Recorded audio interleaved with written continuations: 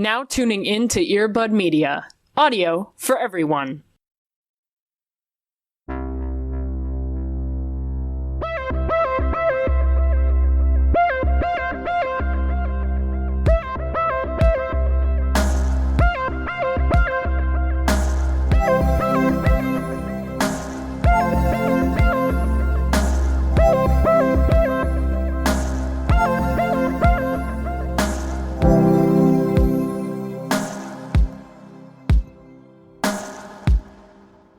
Can I just say that I have a disgusting craving to play Rock Band right now? Ooh.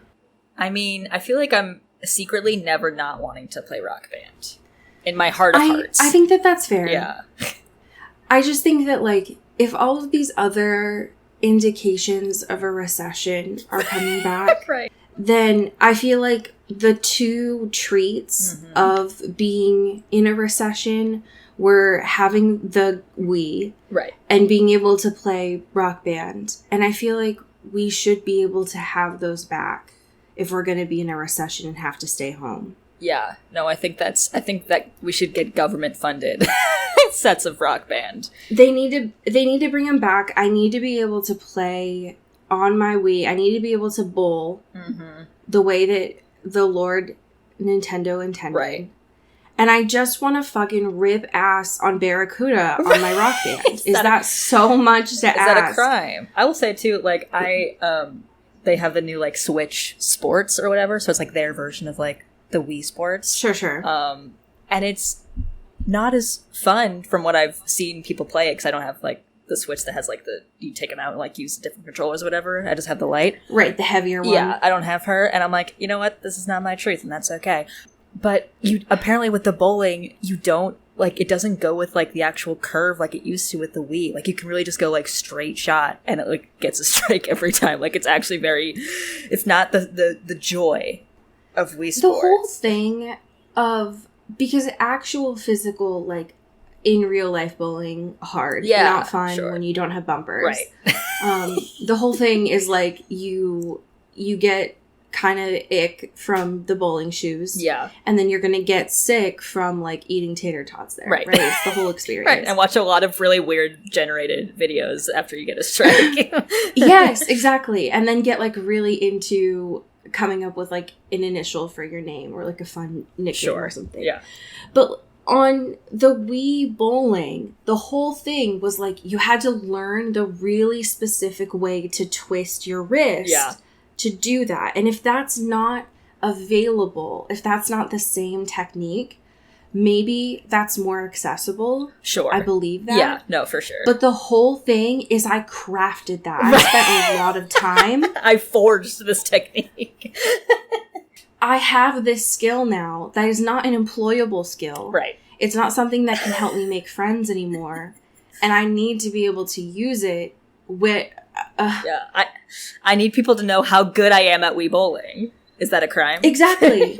It's the same thing as, like, the fucking... When you would have the step pad, whatever that was called, and you would do, like, the rhythmic stepping with Wii Fit.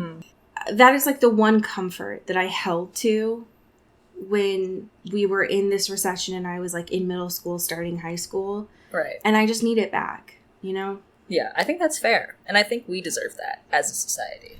I just really want to, like, with Rock Band... Hi, welcome into Twilight. Hey, hello. Welcome to Into the Nostalgia. I just, like...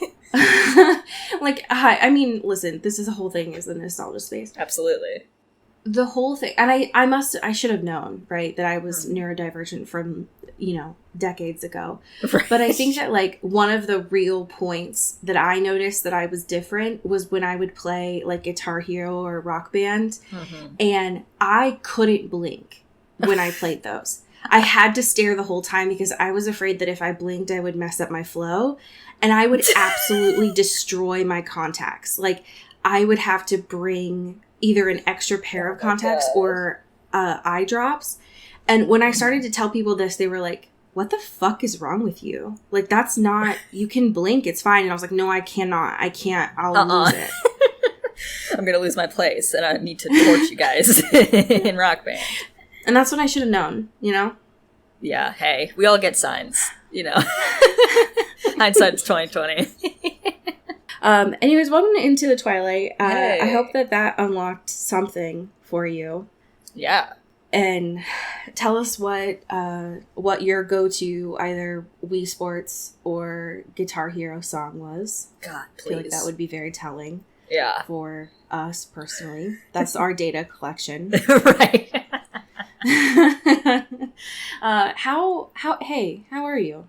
I'm good. You know, I'm chilling. I'm out here. I regret to inform you I have been keeping up with the Kardashians.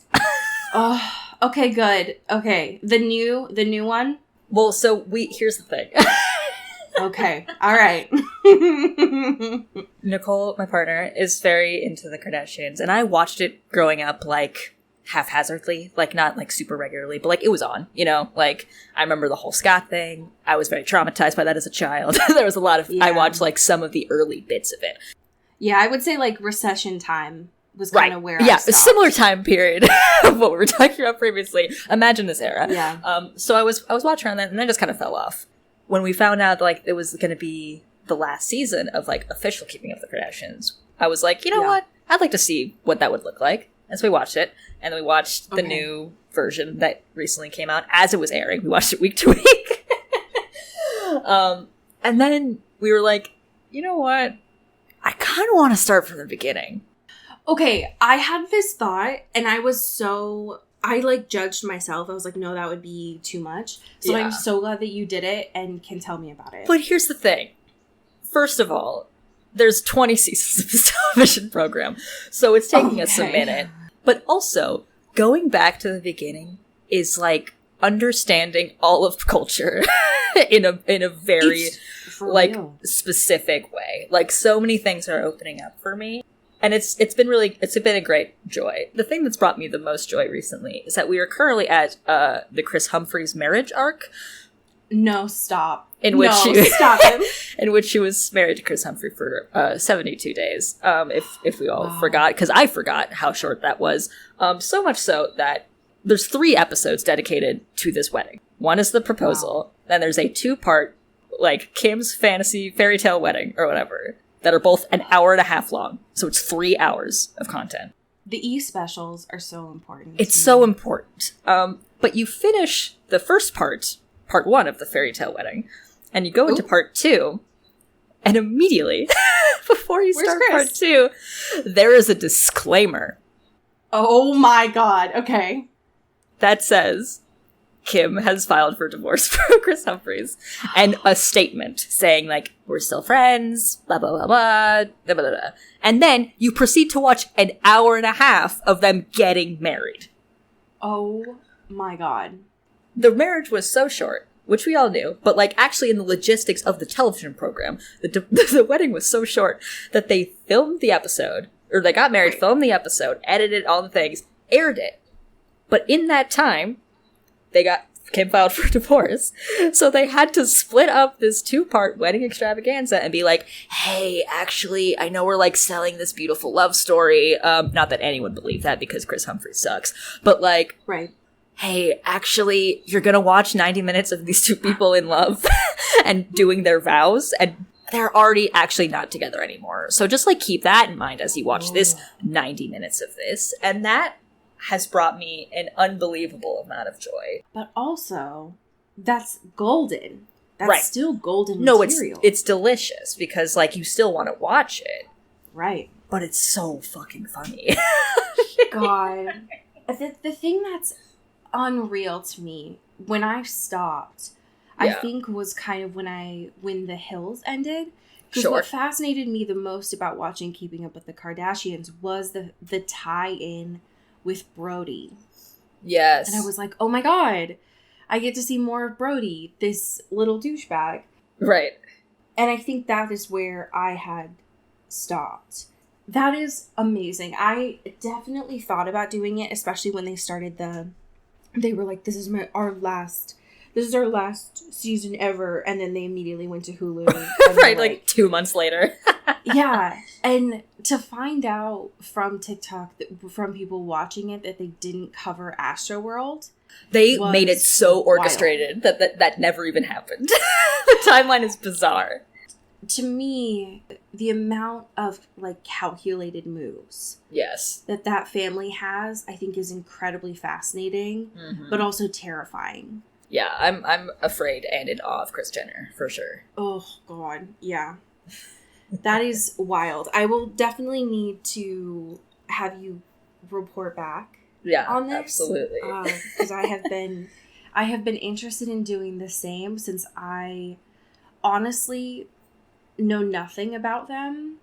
I'm not interested. But I'm just shocked by how they are still sort of in the public eye. It's amazing. Anyway, how are you, my friend? Oh, I'm still trying to take that in. I'm doing okay. Yeah. I've been all right. I've been deep in reality television as of late. Yes. That is, to me, what summer means. And I'm going to be honest, like, over the past 2.5 years, all my life has been reality television. Yeah. Because that is, I need to focus on what makes me happy. But for some reason, summer makes me think of reality television. But what I want to bring to the space today is something that has helped my sleep a lot. The unfortunate thing about this summer is it is too hot to use my weighted blanket. Yeah. I don't like that. That's kind of fucked up. That's a crime. Yeah.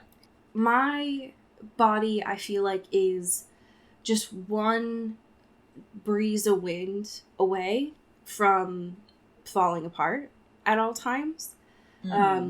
Just a soft gust of wind. Yeah, love just it. disassembling. And so I need support at all times. And something that I found recommended by a lot of folks that have chronic pain is this kind of support pillow. I wanted to look into this because it's like I'm the kind of person who ideally uses like 6 pillows at night. Not just because I'm getting old, but like I have pain everywhere. Yeah. And I wanted a solution for that. And something that I found highly recommended is a longer version of a support pillow, but it looks like a llama. And okay. that immediately drew my attention. Yeah. It is great, and I'm not going to name the brand because we're not being paid for it. But if you are interested in this, I will happily send you the link. It is like the length of my body almost. Yeah. And the way that I use it is so that it helps keep me so that I'm not like over rotating my shoulders because shoulders fucked up. Yeah. And it supports my knees. Ooh. Oh, so it kind of like does all of that without having to have like multiple pillows in the situation, which is like, you know, if you were ever to roll over and one pillow falls out, then it's like, for me, it's like, nope, immediately have to fix this. So that helps. And I've been using it for like 3 months now. Yeah. And it's very good. And I like it a lot. Hell yeah. This pillow does look incredible. It gives me just a lot of joy by looking at it, but it also feels very comfy. We have a small segment of current events here. Yes. From our friend of the show, Screen Rant. It's been a minute. Welcome back, Screen Rant. It has been a minute. I feel like we did briefly bring up interview with the vampire. Yes, the titular vampire.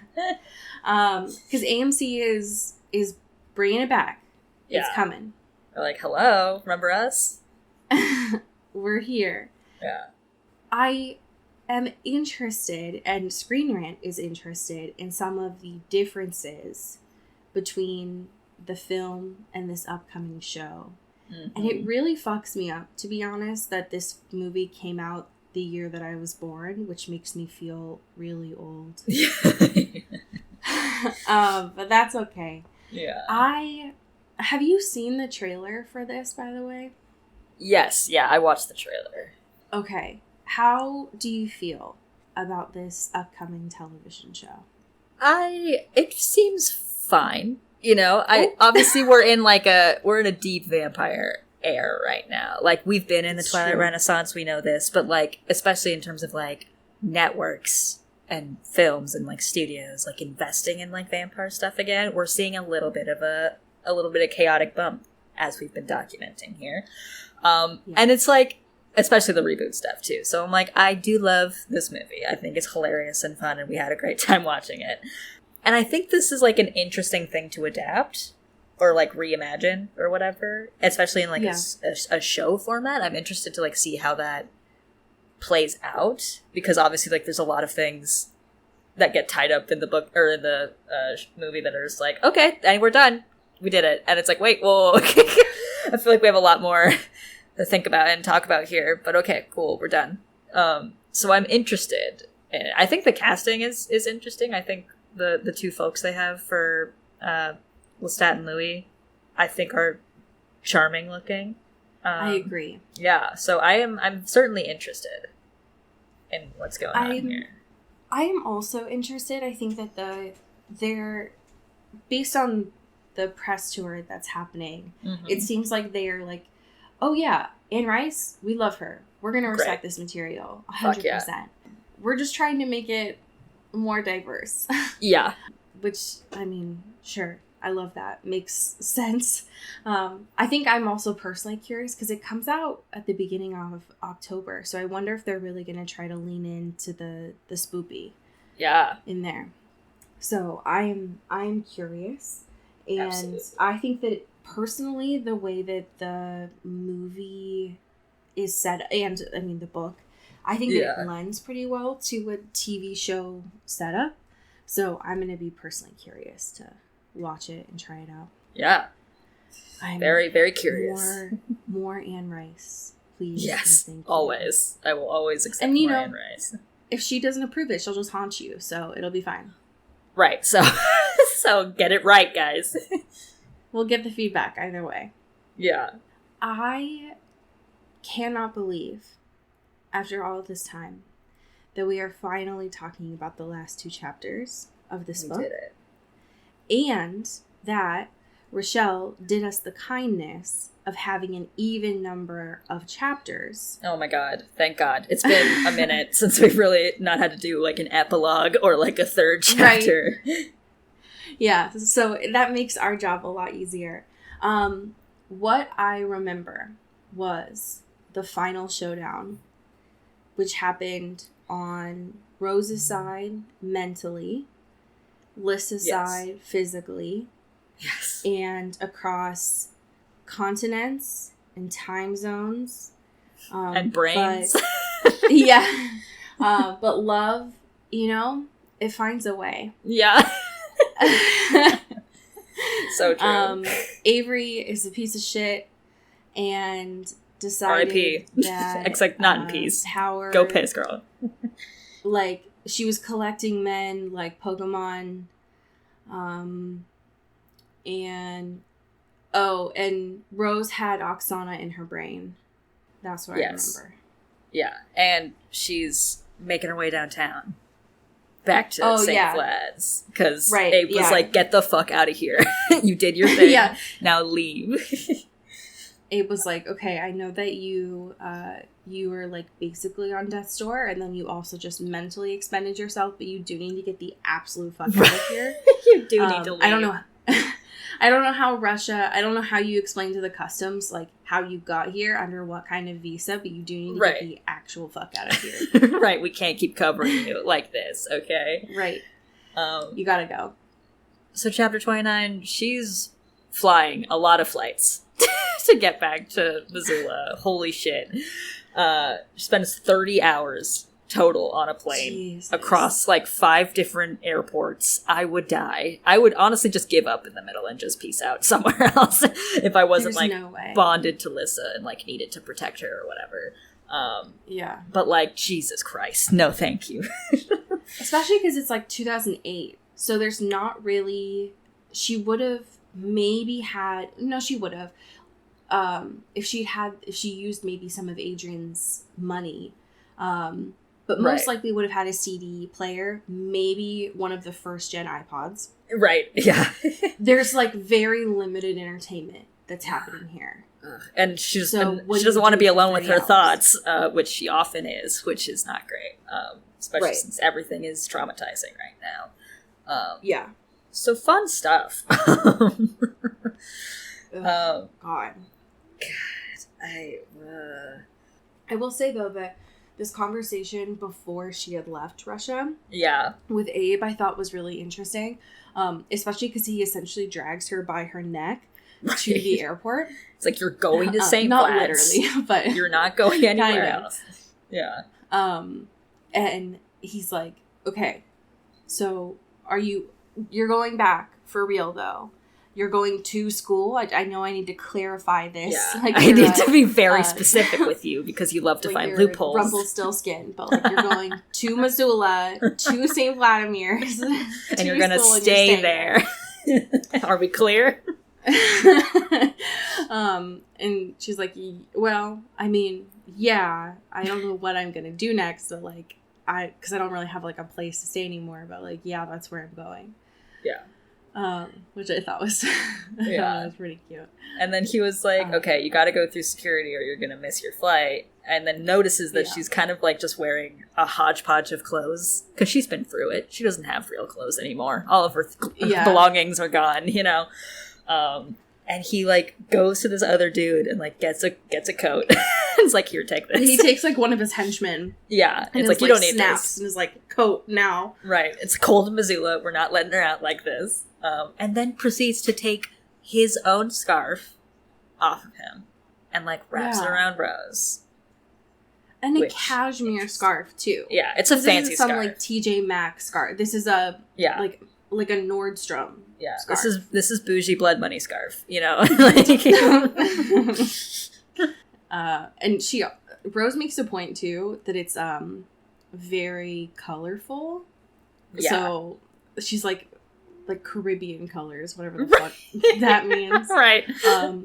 But apparently it's like very pretty and nice and Yeah. woven very well. So that's important, apparently. I did think it was super cute that Adrian met her at the airport. Stop. It was so cute. She like goes through Around the World in 80 Days adventure. She finally gets into Missoula and she's thinking of like, oh my god, who's going to pick me up? Is it going to be like all these people from school? Like the cops? Am I going to get arrested? What's going on? And it's Adrian and they like have this beautiful moment. It's very cute. She's like, she runs up and hugs him and is like super excited.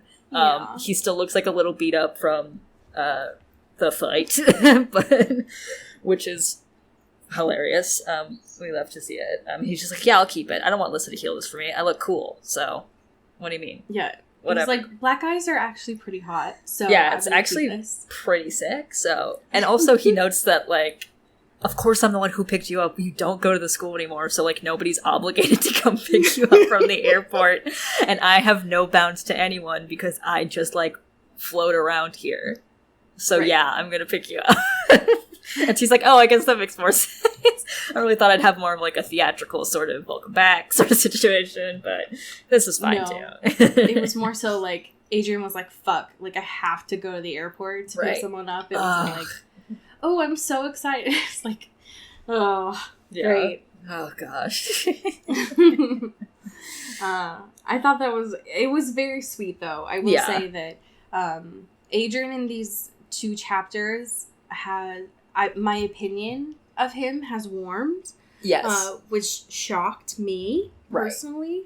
Because this is like the Adrian, I feel like that makes sense. Because we've talked about the depictions of Adrian, like, either earlier, probably more later in the last book, of him being like the whole, or earlier in this book, where he was like, you gotta fight for me, whatever, and like going into the dreams and like being like weirdly dramatic and theatrical in a way that's not like this kind of Adrian. Like, this is the Adrian that I know and love, of just like kind of a goofball, kind of an asshole, but like heart in the right place, not like being manipulative and like weird about Rose and all that shit and like the love stuff.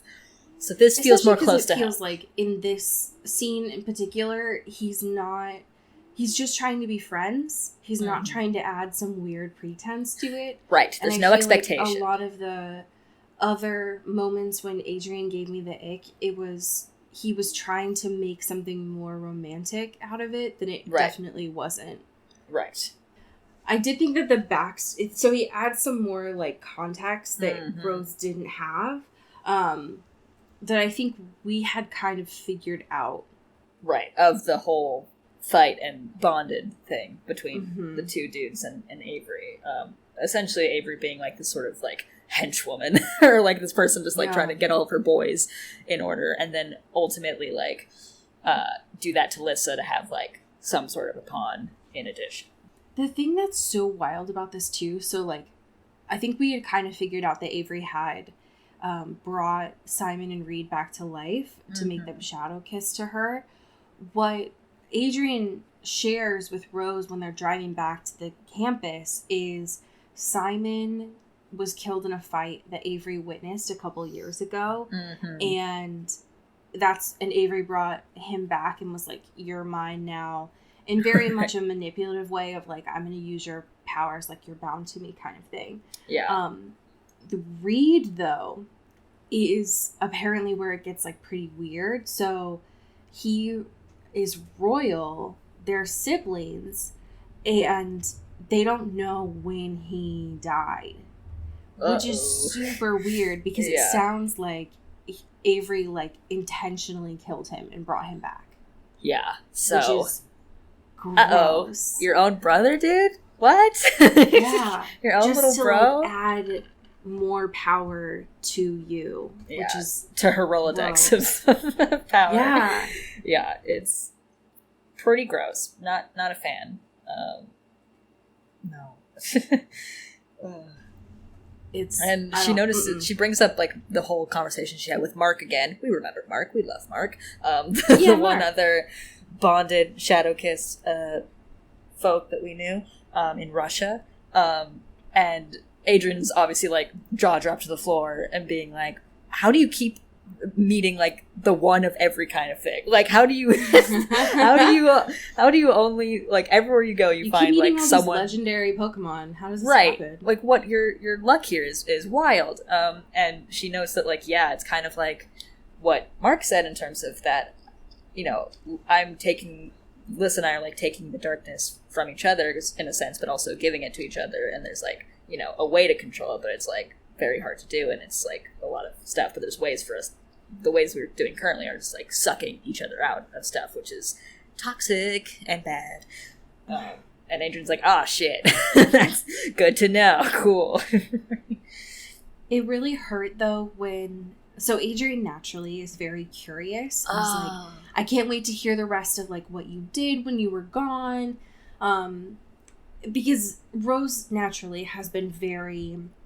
hush-hush, both to Adrian and Lissa, right? Because she's talked more to Adrian than she has Lissa about why she was gone. Yeah. But Adrian's trying to keep it really lighthearted in this moment, and is like, I can't wait to hear about what you've been doing. And it fucking broke me when Rose was like, it wasn't very interesting.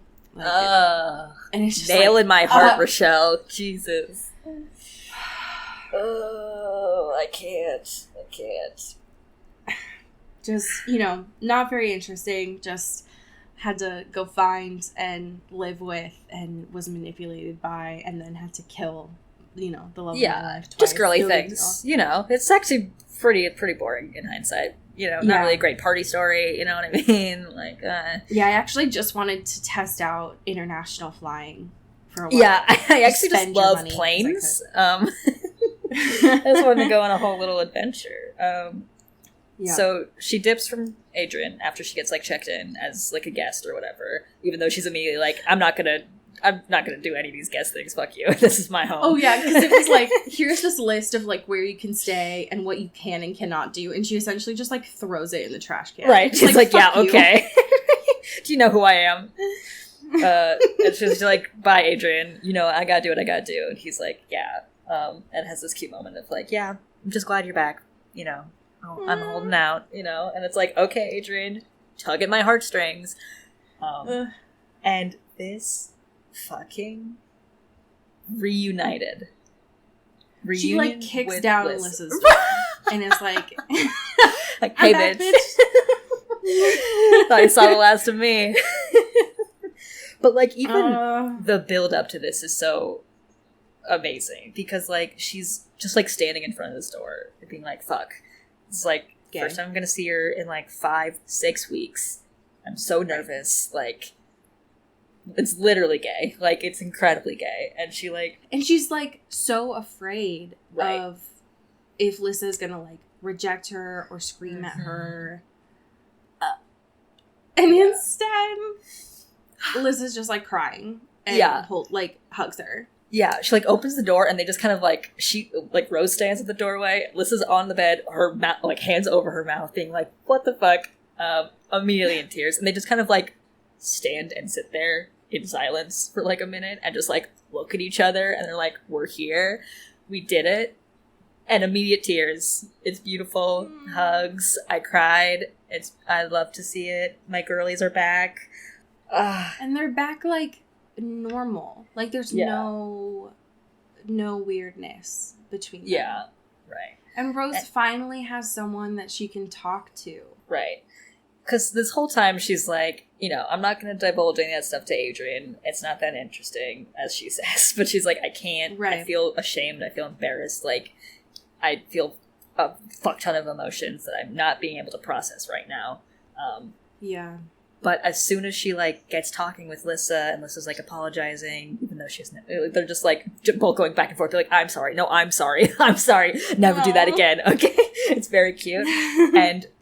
the floodgates just open, and Rose just tells her everything about everything that happened, like, with no shame, and just, like, becomes, like, a puddle of tears, and, like, Lissa's just listening, as she does, and is very nice about it, and she just allows her for the first time to, like, actually verbalize the bullshit that she just went through, and not feel, like, out of her mind for experiencing it and feeling all her feelings.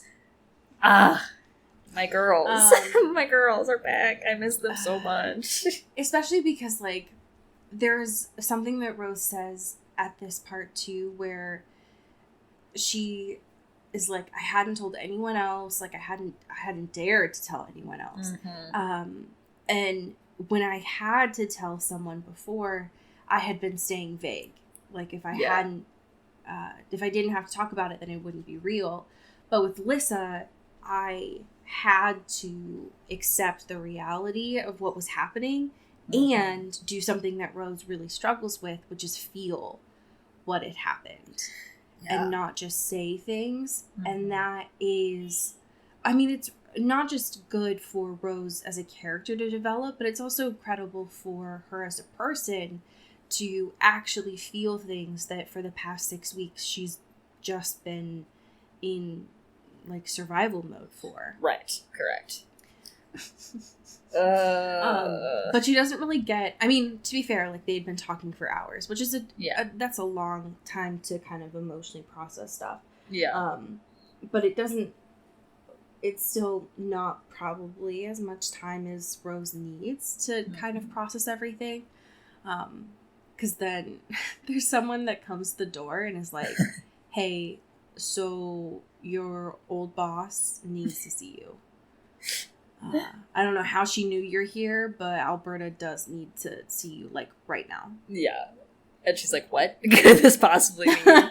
Sorry, what? First of all, I'm not here. I'm not a student. I'm a guest here. Yeah, I'm just chilling, okay? I'm visiting my bestie right now. So I don't know what the fuck right is going on here. Ooh, also, too, she gives Lissa the ring. Oh, the ring, yeah. And it's just like, hey, might be useful for, like, doing cool charms and, like, figuring out spirit stuff and, like, getting in touch. Lissa's super excited about the ring. Yeah, she's like, hooting and hollering about it. It's great. It's another project to work on. Yeah. God. This conversation between Rose and Alberta is curt. Yeah, pretty direct. But also, it's very direct. Which, to be fair, Rose does ask for. Right. She's like, yeah, you can just don't sugarcoat it. Just tell me what you need to say. Right. Yeah. It's like I can handle it. First, she she's does, yeah, so. she does. Well, first she starts with being like, "You fucked up," which is hilarious. And Rose is like, "Okay, I didn't mean that blunt, but okay, shit." But then it's like, just rip off that Band-Aid, Jesus. right? God, say how you really feel, Alberta. Jesus. And then Alberta's like, "But that's why you need to graduate." And Rose's like, "Excuse me, what?" So I can She's kick like, your ass. yeah, and she's like, "Listen, you need to fucking come back to school and graduate." And she's like, "I can do that. First of all, it's gone for like 6 weeks. Is that even allowed?" Right.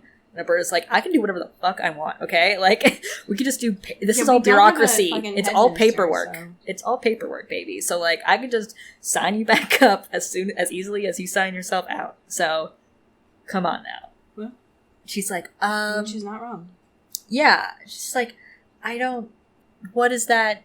I'll be like behind. Also, do I want to do this? Also, like, would I even still be in the running for like being Lissa's guardian, because so much has happened in the last few weeks? Like, what are the logistics of me coming back here and staying?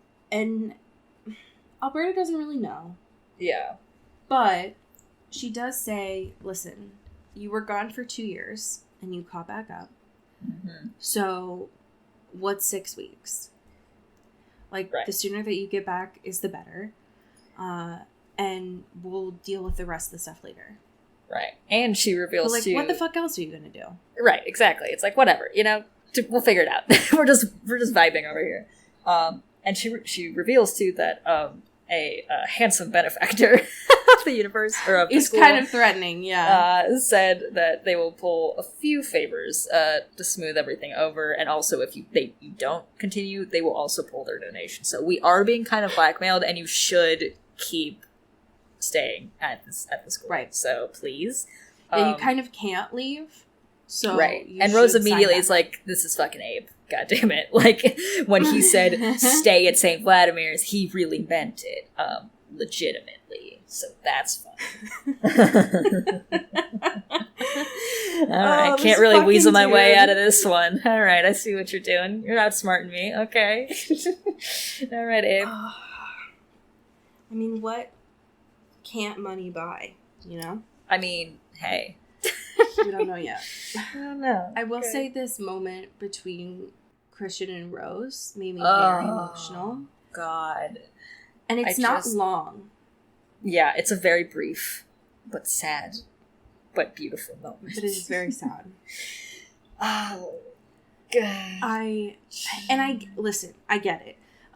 They mentioned earlier when Adrian was talking with Rose on the way here, like, Avery had made it very clear that she was trying to make Lissa appear really unstable, so that if her plan to resurrect Lissa didn't work, then it would all kind of make sense that Lissa was, like, quote, crazy. Right, exactly. And so it makes sense, and that Christian is hurt, and he's like, listen, I get it, right? Like, I understand what Avery was doing and manipulating Lissa. That doesn't mean that it didn't impact me, though. Right, it still felt real, and it was really bad for me, so right. I need, like, a minute to just figure it out.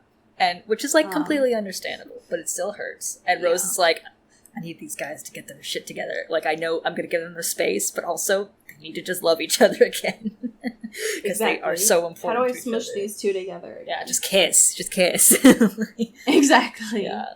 I got very emotional when he was like, listen, I know that Lissa and Adrian get most of the market share about worrying about you, but they're not the only ones. And then he, like, punches her in the face. But not really. Like, he's just like, that was too emotional, so, like, fuck you, but also, I'm glad you're back, so. Yeah. Whatever. And then she has to run to dinner with Adrian and Lissa. Okay. But not before. This caught me off guard. She runs into her mom, Janine. She's back, baby. And, like... The gang's all here in this chapter. It's like we're tying up all the ends in some sort of way. We're getting on these folks. I know that Janine is not a flat character. Yeah. But it is easier for my emotional well-being to see her as a flat character. Because trauma. Right, yes. It is right. easier to see her as someone who is, like, great at her job, who is a badass, who is brave, but also was not a good mom. Yes. What Rochelle continues to do is say, fuck your flat character. And I'm adding more to this, baby. Right, exactly. You thought we were done? I'm going to just embellish her a little bit more. Yeah, I give a little did not spice. expect the conversation that happened here. But I think that it is very good and healing for Rose.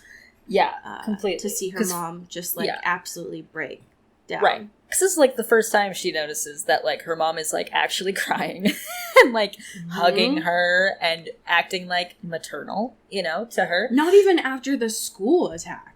No, that was that was all business. This is, like, the first time, really, she's seen her mother react in an emotionally sad and, like, happy, like, grateful way to see her. Yeah. Which is lovely. We love to see it. So obviously, a little bit of healing of the inner child here. We love to see it. She's like, okay, cool. All right, mom's here and loves me and cares about me. Great. Right. She does do like a sidebar where she thinks about Elena, which I thought was really funny because she was like, Elena's like the perfect mom, but she's not my mom. Like she's kind of like a stepmom or like a second mom, but Janine is my mom and she's complicated and not perfect. But that's what makes her my mom, kind of vibe. It reminded me a lot of the scene from last week where Rose was in the fake Pennsylvania house, where I think, like, Rose is starting to realize, like, perfect is not what I need and also is not real. Right. And, like, the mom that I have here is not really what I needed growing up. Right. But is what I have. And I'm starting to heal that. Yeah. And I thought that part there was not what I was expecting from Rochelle, but I'm glad that she did include it. Yeah. So they talk about, you know, why Rose left and stuff and all these things. Rose, again, being very curt about it, being like, I had something I had to do, whatever. And Janine, you know, sort of like crying into Rose and like looking at her and stuff, notices the scarf. TM. And she's like, wait a damn minute. And she's like, how the fuck did you get this? How do you have Ibrahim's scarf? And she's like, what? This is from that mobster dude, Abe. And she's like, wait a minute. Abe. Yeah, Abe, Abraham. the piece of shit. Abraham. Holy fuck. This is the dude. Whole, like, galaxy brain head explosion. It's Rose, like, bless her heart, is not smart. No. She's doing a little bit of mental math here. But she's not smart. Sometimes she's not smart. That's okay, and we love her. So she was like, what the fuck? This was the guy that I heard Queen Tatiana was talking shit about and referring to, like, that my mom hooked up with and like, made me. What? Excuse me? Janine is like, I do know this guy. Ooh, and Rose is like, Mom, is this guy my fucking dad? And Janine says nothing. She's just flushed, embarrassed. It's just and Rose all is over like, her fucking face. Right, and Rose is like, motherfucker, are you kidding me? This guy is my dad? And to be fair, Rose, if this was an actual mobster, he would have killed you immediately. So long ago, he would have died, like, for sure. But it's okay. Maybe you thought he was really nice, mobster. You know, maybe that's really chill. The way that you talked to this man and did not follow his instructions would have gotten you killed immediately. Yes. And yet he continued to follow you, save your goddamn life.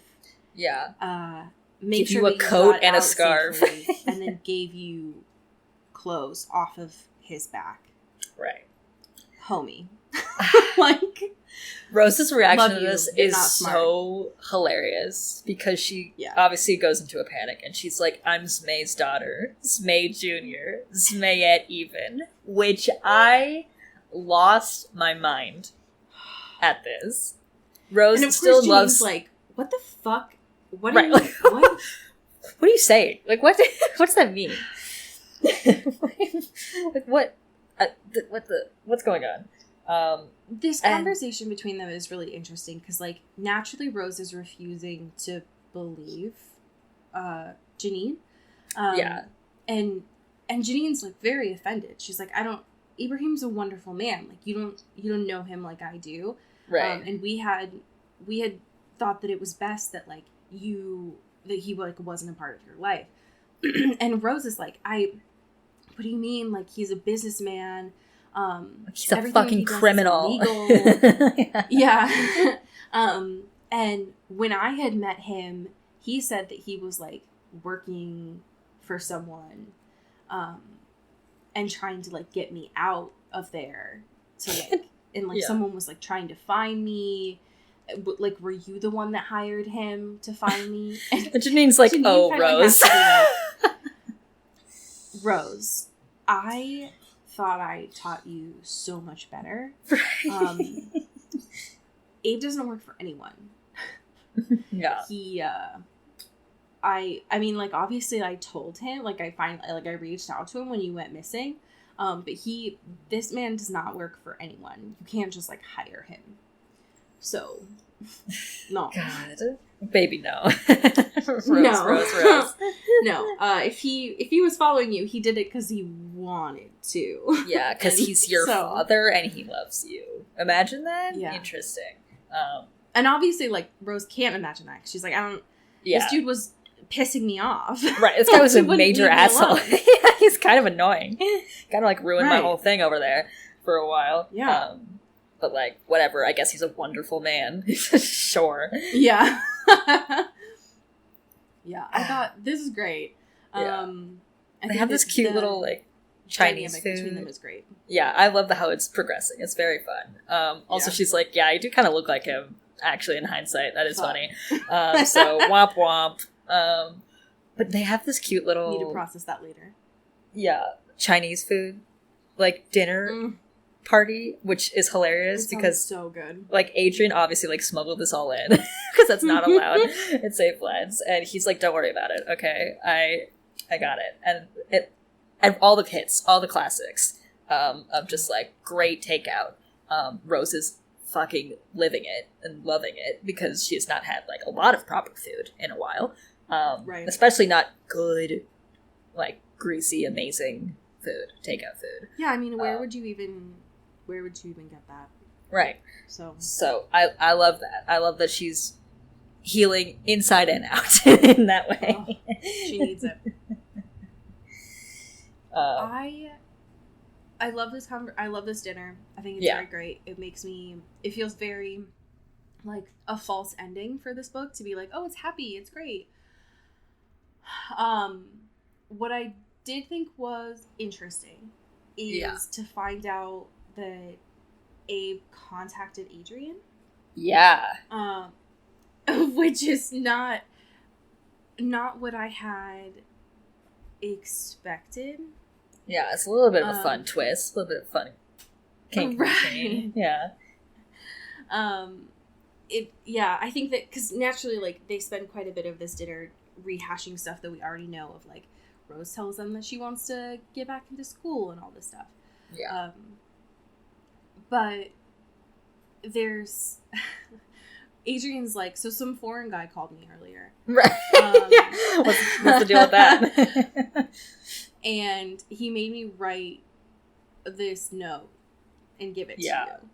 So enjoy that. And and apparently Abe remembered this conversation that Rose and him had when she was in, like, prior to the battle. And the message was, or the note was, send a message to Robert's brother.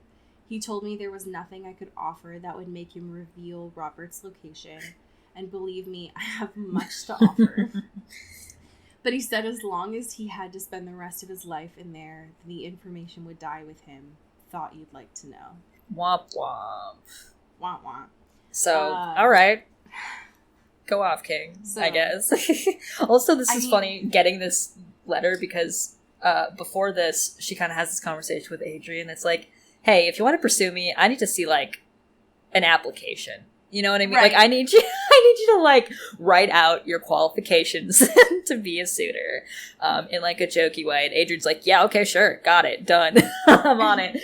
Working on it right now. Yeah, Adrian, like, passing her this note, she's like, did you just, like, write this? You just, like, write this all out right now? Like, on a napkin or something? Like, what is this? And turns out it is this thing from, fucking, what's his face? What's his name? God damn it. Abe, but like Victor, about Victor. Oh, yeah. So very funny in, communication with that. That's funny. So she's like, all right, Victor doesn't want to play ball, whatever. Like, I'm already on my way to, like, now that I'm here, like, at St. Vlad's, like, I'm moving past, you know, the Dimitri stuff. That those fantasies seem, like, way out of proportion now that I'm here. Like, right, the fact that even, because he's dead, and the fact that I wanted him to even, like, revive him, like, seems so stupid now, and, like, not something I even want anymore. Like, now that I got that, like, vision of, like, a perfect life, like, I don't want it. Yeah. So, I'm out. Thanks, Wayne, but I'm out. It is helpful information. Like, I think that we'll obviously return to that. Yeah. That information that Abe passed along, in the penultimate book. Yeah. But it seems like it's not relevant now. Yeah. What is relevant now? Rose gets more mail. She's getting a lot of packages for someone who doesn't live here. Tell me about this fucking package, which I was not expecting. I mean, you kind of called it, though, to be honest. Yeah, but I didn't want to be right. Right, but listen, you, what was it, the thing of prophecy, you summoned this. So, listen, hey, remember when we said Dimitri was dead? Remember when we had a really good time? Because, you know, Rose had her girl boss moment, and she finally, like, released him and killed him, and he went into the water, and she was like, fuck yeah, I did it. I'm free from this. I'm ready to, like, do my own thing, and now we're in a much better place, and everyone's happy, because, like, Liz is here, and Adrian's here, and her mom's loving her. Everything's great, and we're having a really good time. So, I hate to burst that bubble, but she gets a package. An overnighted package. So this works pretty fast. She opens it, postmarked from Russia, so she's like, uh-oh. Turns out it's the steak. TM. The one that had the very specific, like, initialization on it, that she used to stab Dimitri and kill him. And she was like, oh, okay. And there's a note. There's a note and said, you forgot another lesson. Never turn your back until you know your enemy is dead. Looks like we'll have to go over the lesson again next time I see you, which will be soon. Love, D. I am sick of this man. I'm sick of him. We were all having a great time. We were all having fun. Everyone was happy or working their things out in a productive, great way. We were great. Everything was chill. Rose is going to go back to school. Cool. Amazing. She's going to graduate, maybe be Lys's guardian. But no, Dimitri has to come fucking back in here and be like, hey, Biz. Like, I'm here. Hello. When I saw this, I got so scared. First of all, he is obviously still not in Russia. Yeah. He obviously overnighted this and then was like, cool, I'm also going to take this 30-hour flight. Yeah. Back to Missoula. Where is he now? Is he just, like, in a Motel 6? Yeah, right. Chilling? Yeah. Like, what do you... It's around every corner. He can always be... It's like the maze. He's always, like, peering around. I mean, there was a moment maybe like 2 or 3 hours ago where Rose was able to like take a deep breath and maybe for the first time in months start to heal. And now that is impossible to do. This motherfucker.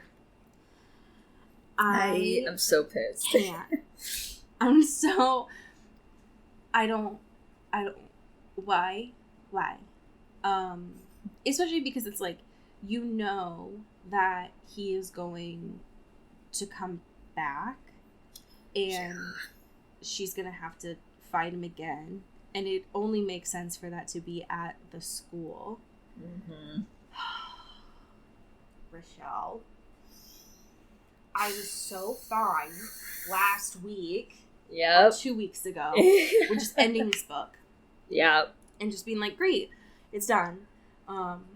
They also say at the end of this book that they are like, we have to fucking get Victor out of, like, in order to do this, we either need to, like, really kill him, which seems impossible at this point. Right. It's tried several times at this point. Or we need to figure out if this ring thing can work, which means that we do unfortunately need to go back to Victor and fuck that dude too. I'm also curious for this next book who's going to be the head minister of the school. There's part of me that kind of hopes it's Janine. Oh my god, that would be so good. But like they do kind of need her because we still have this like looming Strigoi problem, right? So they do kind of need her to be on the front lines. Anyways, and their best guardian is now the best Strigoi, so they really need Janine. I know. I'm scared for what this next book is going to be. But thankfully, we have a little bit of time before we get into the penultimate book. Yeah. Do you want to tell folks our special surprise of what we're doing for the next month? Oh my gosh. For the next month, our little season interlude, one could say, we're bringing back the guest episodes. Okay? It's been a minute. Folks. We're doing Sweeps Week. We have an incredible roster of folks and things that we are discussing. Movies, shows, the works. I'll leak a few. Maybe we'll talk about Crimes of the Future. Maybe we'll talk about Morbius. Maybe we'll talk about First Kill. You gotta stay tuned to find out. It's gonna be a blast. And then we're gonna jump right back into this terrible, terrible pain that we're feeling. But we're gonna get a break because we earned it. We earned this break. We deserve this for our mental and emotional well-beings of reading this trauma. So we're gonna have fun for a few weeks. Are y'all ready? Let's go. all of the movies and TV shows that we've essentially put off so far, we are getting into. So for all of you who are like, you've been talking about Persuasion, but you haven't watched it. Well, look out, because it's coming. Yeah. We have some amazing patrons who have stuck by our sides as we have read this incredibly sad book. Would you like to start us off? Absolutely. Thank you to Katie Black. Ooh. Thank you to Kylie Minty. Ooh. Thank you to Alex Dornan. Ooh. Thank you to Carrie Goldberg. Thank you to Rebecca Cullen. Ooh. Thank you to Jasmine Anastasia. Ow. Thank you to Megan Pattinson. Ow, ow, ow. Thank you to Cassandra O'Shea. O'Shea. Thank you to Clara Belikov.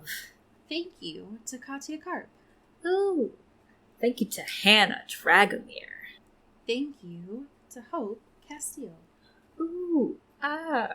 Thank you to Rachel Ashford. Ooh. Thank you to Emerson Kirova. Ooh. Thank you to Maddie Facinelli. Ooh. Thank you to Samara Rinaldi. Thank you to Genevieve Morgan. Thank you to Tess Avery. Ow. Ow. Thank you to Danielle Burke. Ooh. Thank you to my mom, your mom, our mom, Kelly Beck. Ooh. Ooh. Thank you to Sophia Salinger. Ooh. Thank you to Laura Forty. Ow. Thank you to Dan Zaklos. Ooh. Thank you to Maria Swan. Pew, pew, pew. Thank you to India Peach. Ooh. Thank you to Emily Ozera. Ooh, ooh. And last but certainly not least, thank you to Jaylene Ivashkov. Ooh. Ooh. Can I just say that my cats are so well attuned to our recording schedule that they know when we start doing our patrons to wake up. Oh, Like, that is so cute. I don't know what it is, but whenever they start hearing the like ooh ooh, that's when they wake up, and that is beautiful to me. That's amazing. I have a fan fiction for you.